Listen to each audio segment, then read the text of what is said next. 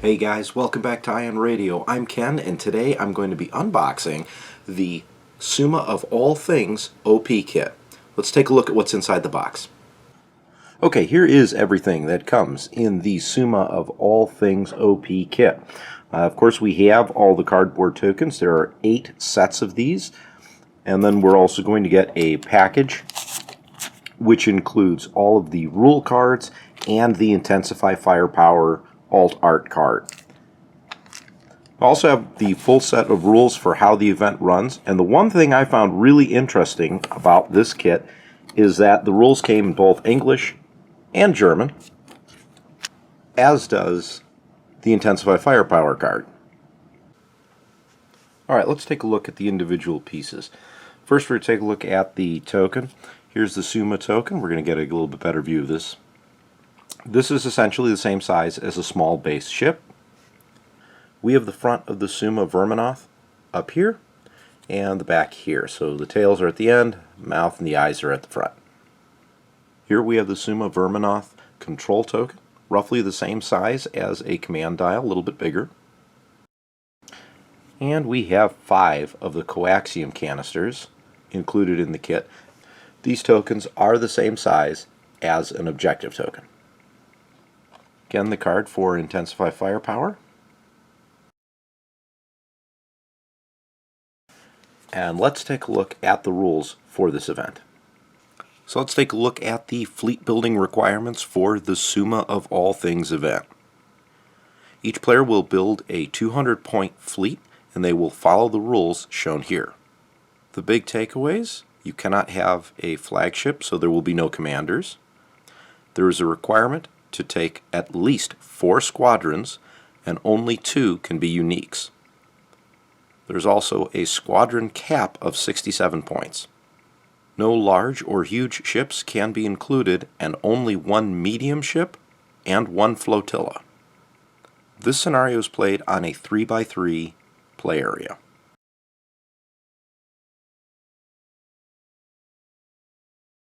The second player will place the Summa-Verminoth in the center of the setup area. It can face any direction they would like it to. As a fun optional rule, the second player can also place a gravity rift obstacle at the center and then place the Summa-Verminoth on top of that. Obstacles are placed as normal. The station is not included. And as normal for obstacles, they must be placed beyond distance 3 of the edges of the play area and beyond distance 1 of each other. 5 coaxium canister objective tokens will be placed in the setup area. The first 4 must be placed within distance 1 of the Summa-Verminoth and not within distance 1 of any other coaxium canister. The final coaxium canister must be placed touching the Summa-Verminoth. One other change to setup is that squadrons must be placed within distance 1 instead of distance 2 of a friendly ship. A few special rules for this scenario. Making up lost time, at the start of the first round, each of the second player's ships will gain a navigate token. Volatile coaxium. Coaxium canisters cannot be moved by strategic. And coaxium recovery. When a ship or unique squadron activates, its controlling player may choose 1 coaxium canister at distance 1 of that ship or unique squadron to recover.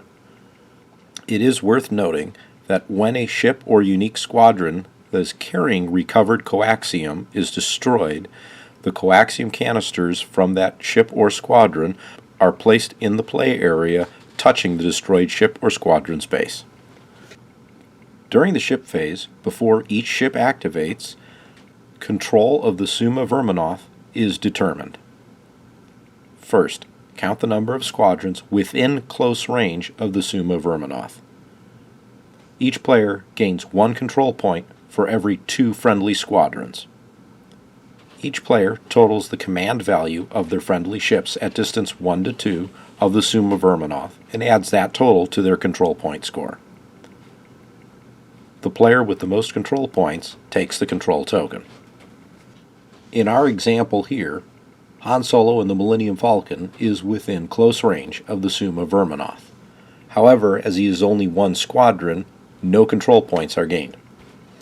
The Architect's cruiser is at distance 1 to 2 and will add its command value of 2 to the control point score. In this example, the Empire has 2 control points to 0 with the Rebels. Therefore, the Empire will take control of the Summa. After determining control, the player who has the control token must conduct a Speed 2 maneuver. This maneuver has a yaw value of 1 at Speed 1 and a yaw value of nothing at Speed 2. In the example here, the Summa-Verminoth is moving backwards. Note that the token is flipped so that the front is facing the direction of travel. After the Summa-Verminoth has been moved, the Millennium Falcon is displaced as it was overlapped.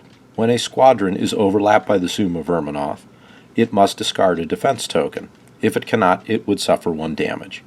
In this case, Han Solo loses a brace. In our second example of control, we'll notice that we have an assault frigate at range 1 to 2 of the Summa-Verminoth and 3 rebel squadrons within close range. This grants the rebel player 4 control points. The Architect's light cruiser is outside of range 1 to 2. The Summa-Verminoth makes its Speed 2 move and will flip once again. The Summa-Verminoth also has ensnaring tentacles. If a ship overlaps the Summa-Verminoth, it must temporarily reduce its speed akin to overlapping another ship. The opposing player will roll a blue die. On a hit result, that ship is dealt 1 face-up damage card. When the Summa-Verminoth overlaps a ship, the player who has control rolls 1 blue die. On a hit result, that ship is dealt 1 face-down damage card. At the start of the squadron phase, the Summa-Verminoth will act. The player who does not have the control token will choose and resolve one of the following effects. Tentacle Lash will roll 3 blue dice, and each ship that the Summa-Verminoth has at close range and each squadron at distance 1 will suffer 1 damage for each hit result. A Voltaic Discharge. 1 ship is chosen at close range. This ship must choose and discard 1 of its defense tokens. If it cannot, it is dealt 1 face-up damage card. Devour. Choose 1 squadron at close range. The chosen squadron must discard a defense token. If it cannot, roll a number of black dice equal to the chosen squadron's remaining hull value. The squadron will suffer 1 damage for each hit result. Of note, if no player has control of the Summa-Verminoth at the start of the squadron phase, the Summa-Verminoth will act twice, once for each player. Starting on the second round, at the start of each round, the second player will roll a blue die and consult the Maelstrom effect chart. If the blue die is a hit, there will be no effect. If the blue die is a crit, an electrical anomaly occurs. Each ship in the play area will lose 2 shields unless it chooses and discards as a command token. The speed of all squadrons will be reduced by 2 to a minimum of 1 until the end of the round. If the blue die shows an accuracy, a debris storm occurs. All attacks are obstructed until the end of the round. At the end of any round, if the Summa-Verminoth is within a player's deployment zone, the game ends in a loss for that player. At the conclusion of 6 rounds, if both players have ships in the play area, the player who has the most coaxium canisters on friendly ships and unique squadrons wins. If neither player has more coaxium canisters, the game ends in a draw. Alright, that's my unboxing of the Summa of All Things event kit. I had a lot of fun playing this against John on the channel, and I had the opportunity to play at our local store, Games Plus, out in Mount Prospect, and I got, I think, 2-3 games in. and had a lot of fun playing it. It was different from normal Armada, and that made it fun. And I'm really excited to try this again.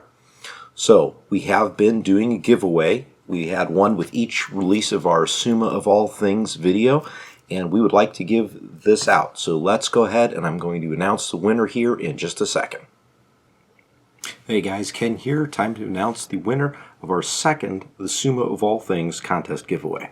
So once again, to remind everyone, we are going to be giving away the set of rules for Summa. We will be giving away the Intensify Firepower card, and we will also be giving away the set of cardboard, probably this one right here in my hands.